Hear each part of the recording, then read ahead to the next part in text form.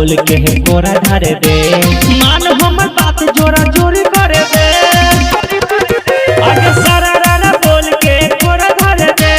मान हमर बात जोरा जोरी कर दे। अगुआ में छोरी माना मानी कर दे। तानी से छोरी पानी पानी कर दे। साया के चीज में है रंग भर दे। तनी अंग छुए दे।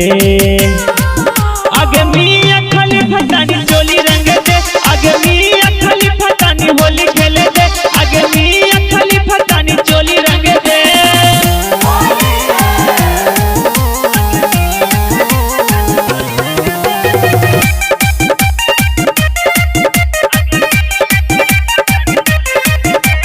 जाई तो पिचकारी छोरी भीतरी अंगार गे। माटी में लबार देबो छोरी तोरा नार गे।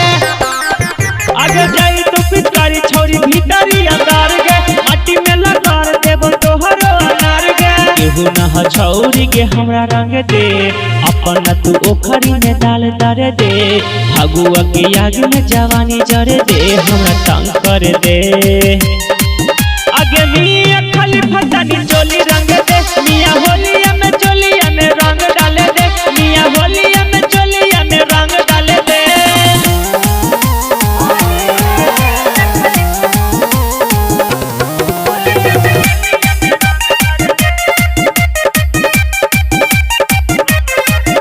आगे शंकर बिहारिया न कर तो बड़ा दास गे।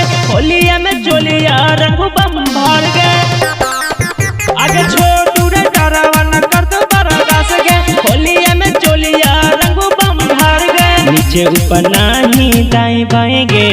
आगे पीछे नाही ऊपर नीचे गे।